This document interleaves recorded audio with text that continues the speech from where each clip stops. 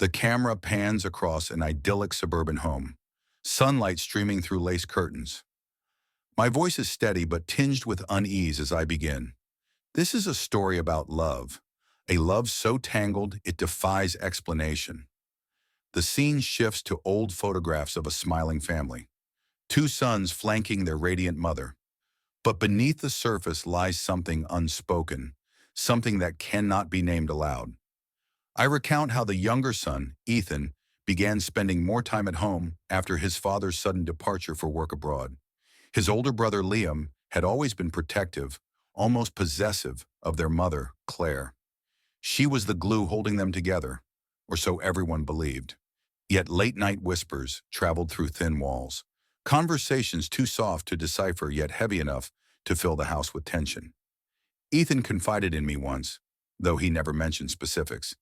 He spoke of feeling trapped between guilt and longing, torn by emotions he couldn't understand. Meanwhile, neighbors noticed peculiar behavior from Claire. Her distracted smiles, her tendency to linger on the porch long after dusk. Something lurked behind those quiet moments, hidden even from those closest to her. As the chapter ends, I pose a question directly to the audience. What happens when affection crosses boundaries no one dares to acknowledge? The screen fades to black. Every family has its secrets, my narration begins, accompanied by footage of meals shared around the dining table. Laughter echoes faintly, masking what simmers underneath. Claire moves gracefully among her boys, her touch lingering just a moment too long on Ethan's shoulder. Liam watches silently, his jaw tight. Interviews reveal he resented his father deeply, blaming him for leaving. In private recordings, he admits to idolizing Claire, not just as a parent, but as someone who understood him better than anyone else. This bond became suffocating over time, blurring lines neither dared to confront. Ethan recalls finding solace in his mother's embrace during lonely nights. Their connection grew stronger, intimate in ways neither could articulate. Was it comfort or something darker? Friends describe seeing Ethan retreat into himself, avoiding social gatherings while clinging closer to Claire. Through interviews with psychologists, we explore the psychology of familial attachment gone awry. Affection can morph into something dangerous if left unchecked, one expert warns. As night falls in the documentary reenactment, shadows stretch across the living room, hinting at truths buried deep within these walls. Trust erodes slowly, like sand slipping through fingers. I narrate as grainy security footage shows Claire pacing outside her son's bedroom doors. Her silhouette hesitates before retreating down the hallway. Liam's diary entries provide insight into his growing obsession with control. He writes of wanting to shield Claire from pain, even if it means keeping her close at all costs.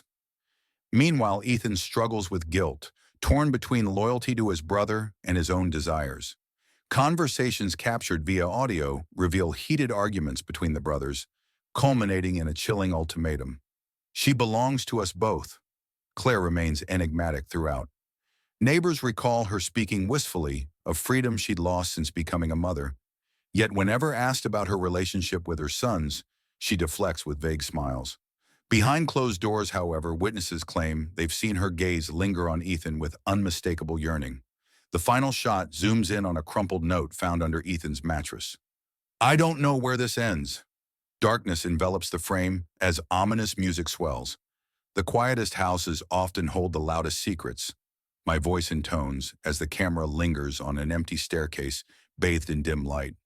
Footsteps echo faintly, though no one is visible. Claire's friends recount how she began isolating herself from social circles, canceling plans and retreating into her home. She said she was happy being a mother again, one confides, her tone tinged with doubt. But happiness doesn't explain the tremor in Claire's hands or the way her laughter faltered mid-sentence. Ethan's school counselor speaks next, describing his declining grades and erratic behavior. He seemed lost, she says, like he was carrying something too heavy for him to bear. Yet when pressed, Ethan refused to elaborate, his eyes darting away. Meanwhile, Liam took on the role of protector more fervently than ever. He accompanied Claire everywhere, grocery shopping, doctor appointments, even weekend errands. Friends noticed how he positioned himself between her and anyone who approached, his body language territorial. A pivotal moment unfolds during a family dinner captured in shaky camcorder footage. Ethan asks Claire why she never talks about life before marriage. Her fork clatters against the plate.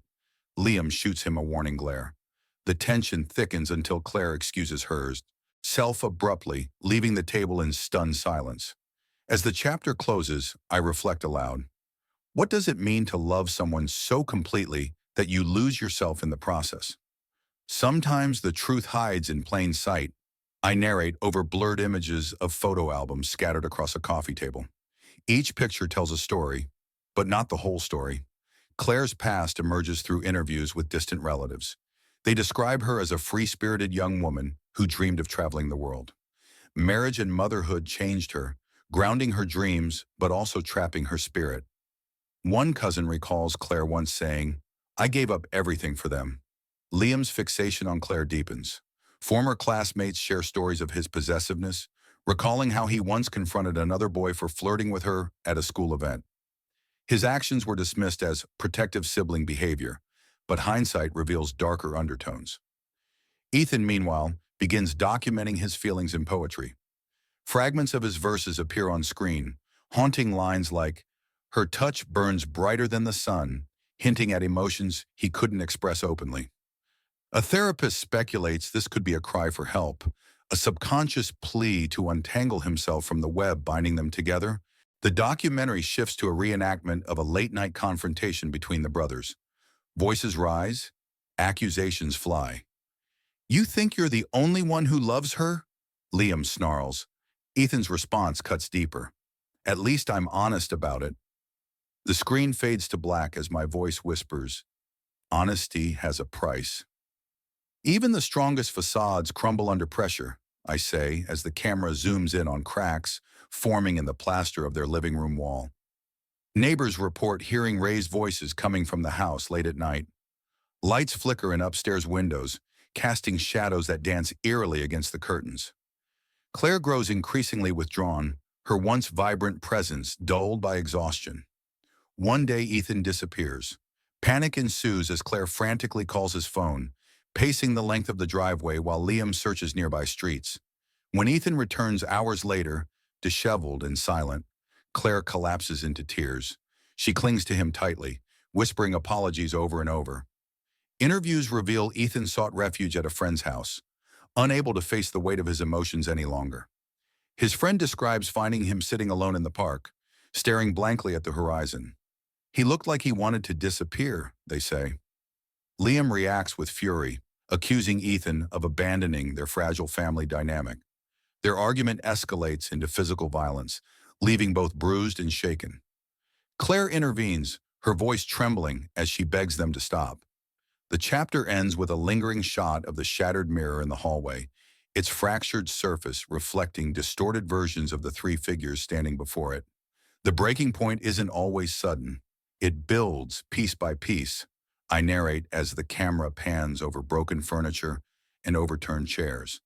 Tensions reach a fever pitch after the fight. Claire locks herself in her bedroom for days, refusing meals or conversation. Liam camps outside her door, pleading with her to come out. Ethan retreats to his room, drowning in guilt and confusion. A neighbor intervenes, knocking on the door and offering support. Claire finally emerges, pale and hollow-eyed. She agrees to attend therapy sessions, though she insists nothing is wrong. During these sessions, recorded audio reveals her struggle to articulate her feelings. "I just want them to be happy," she murmurs, her voice breaking. Meanwhile, Liam spirals further into anger, lashing out at anyone who questions his devotion to Claire. Former teachers describe him as intelligent but emotionally volatile, prone to extremes.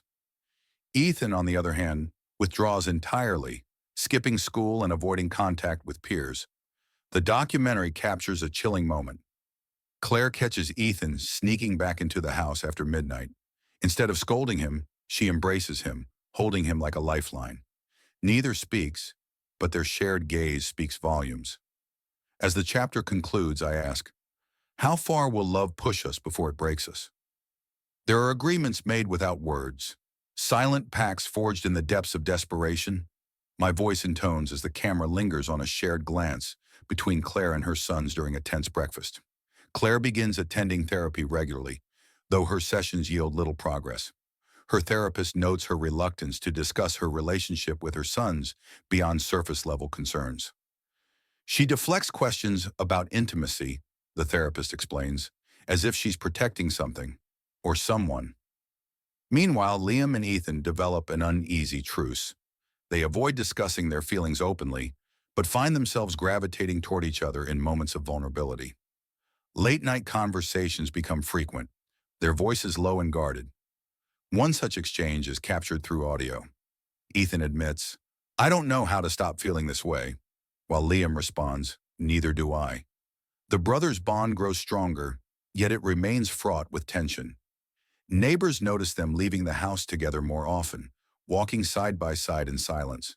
Their unity seems unnatural, almost rehearsed, a performance meant to mask the chaos beneath.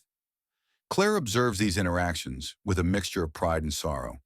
In a rare moment of candor, she confides in her sister over the phone, saying, "They need me too much. What happens when I'm gone?" The call ends abruptly, leaving unanswered questions hanging in the air.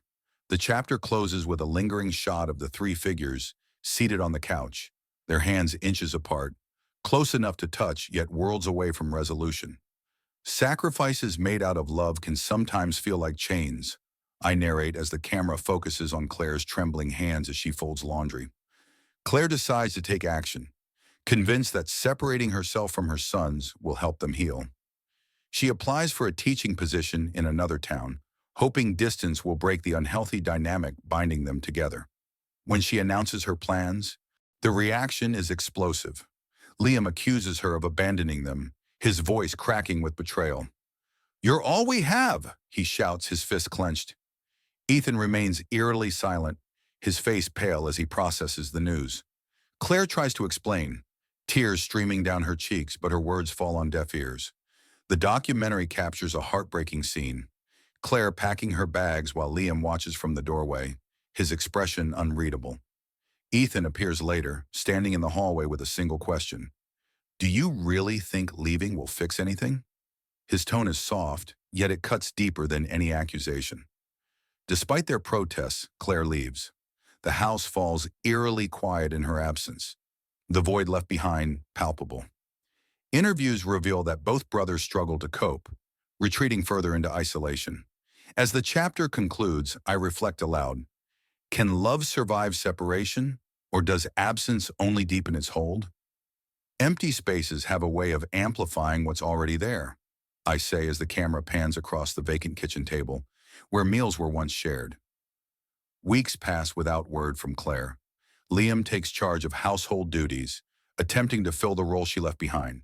He cooks meals, cleans rooms, and ensures bills are paid, but his efforts lack warmth. The house feels sterile, devoid of life. Ethan withdraws completely, spending hours locked in his room.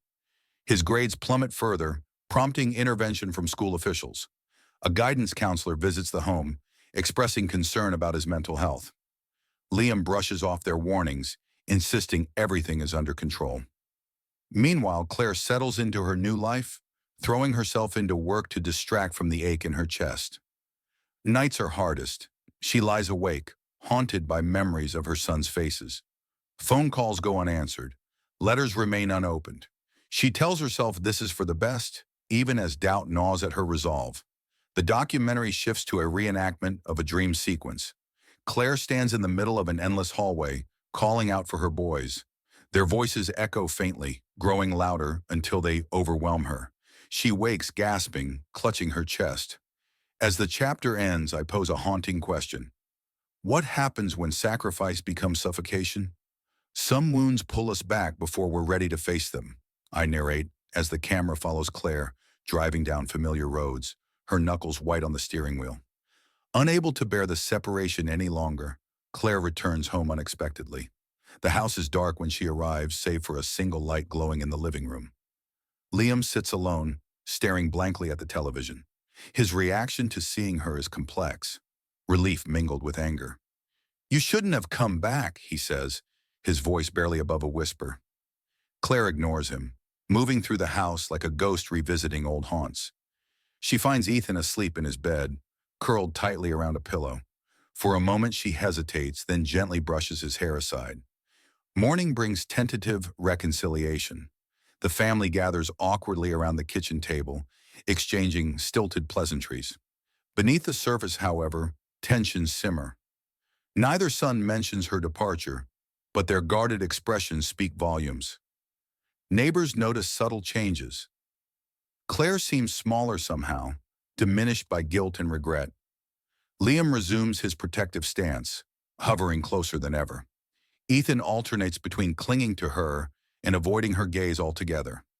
As the chapter closes, I observe, coming home isn't always a solution. It can be the start of something far more complicated. Normalcy is fragile, a delicate illusion easily shattered, I narrate, as the camera captures Claire, attempting to recreate routines from before her departure. Breakfasts become a ritual again, though the atmosphere remains strained.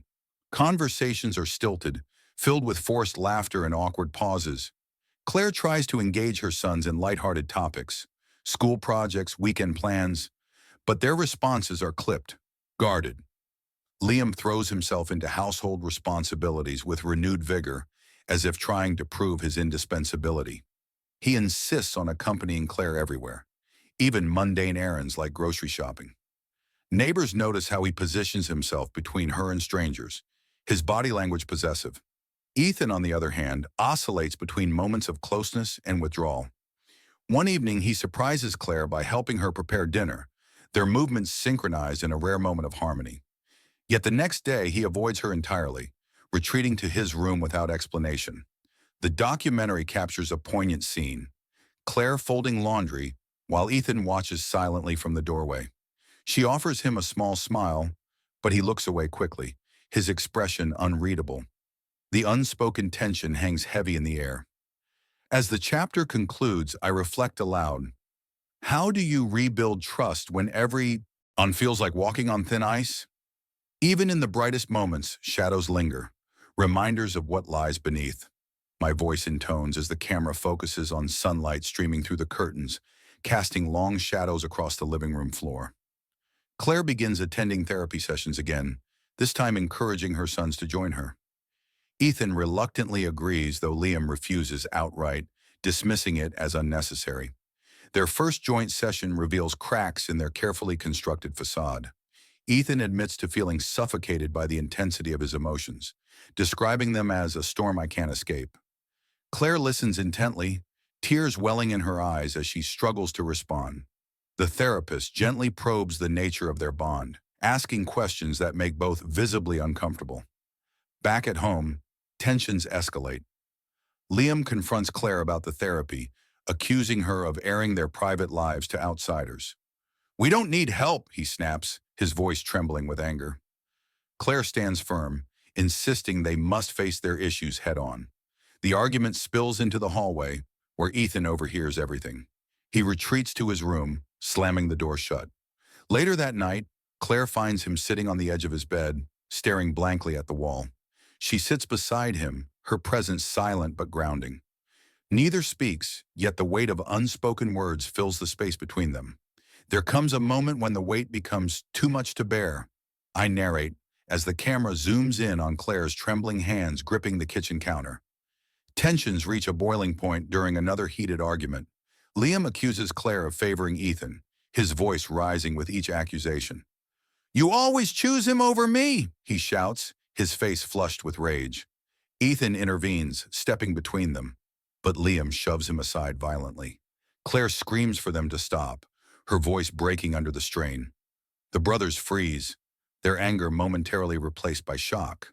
For the first time, they see the toll their conflict has taken on her hollow eyes, her gaunt frame, the way she clutches her chest as if struggling to breathe. The aftermath is eerily quiet. Liam locks himself in his room, refusing to emerge. Ethan stays with Claire, holding her hand as she sobs uncontrollably. Her whispered apologies are met with his shaky reassurances. "We'll get through this. We have to." That night, Claire writes a letter addressed to no one in particular. Fragments of it appear on screen. "I never wanted to hurt them, I only wanted to love them. She seals it and places it in a drawer, as if sealing away a piece of herself. Endings are rarely final, their beginnings disguised as closure. I narrate as the camera pans over an empty driveway, signaling Claire's decision to leave once more. This time, her departure is different. She leaves a note for her sons, urging them to seek help and promising to stay in touch. Her car disappears down the road, leaving behind a house heavy with silence. Liam reacts with fury, tearing apart his room in a fit of rage. Ethan, however, seems calmer, almost relieved.